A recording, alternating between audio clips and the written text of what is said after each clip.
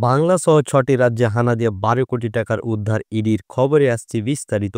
লটারির বেআইনি টাকার তদন্তে পশ্চিমবঙ্গ সহ মোট ৬ রাজ্যে হানা দিয়ে এখনও পর্যন্ত ১২ কোটি টাকার বেশি উদ্ধার করেছে ইডি।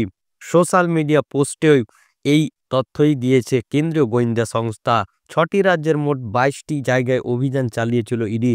সেই অভিযানে উদ্ধার হয়েছে এই বিপুল পরিমাণ অর্থ। পশ্চিমবঙ্গ, তামিলনাড়ু, কর্ণাটক, উত্তরপ্রদেশ, মেঘালয় এবং পাঞ্জাবে লটারি দুর্নীতির ইস্যুতে অভিযান চালিয়েছিল ইডি। অভিযানে এখনো পর্যন্ত ১২.৪৭ কোটি টাকা উদ্ধার হয়েছে। এছাড়া ৬.৪২ কোটি টাকা মূল্যের ফিক্সড ডিপোজিটও বাজেয়াপ্ত করা হয়েছে বলে জানিয়েছে গোয়েন্দা সংস্থা।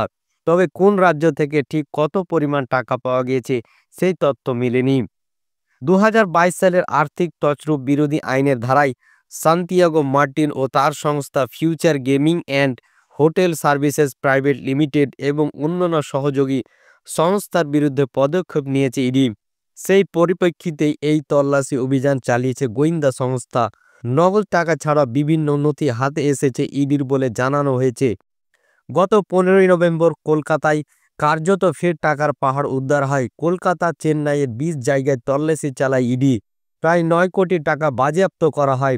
লটারির টিকিট বিক্রি করেই সেই টিকিট নম্বরে লটারি না করে সম্পূর্ণ অন্য সিরিয়াল নম্বরের টিকিটের মাধ্যমে প্রভাবশালীদের টাকা পাইয়ে দেওয়া সহ অজস্র আর্থিক দুর্নীতির অভিযোগের তদন্ত করছে ইডি।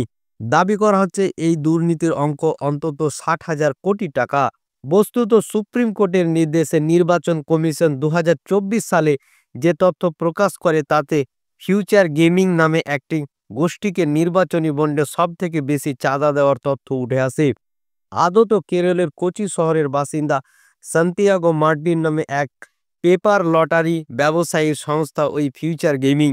এই রাজ্যে এবং রাজ্যের বাইরে মার্টিন ও তার ঘনিষ্ঠদের প্রায় ২০টি ঠিকানায় তেড়ে ফুঁড়ে অভিযান নামে ইডি।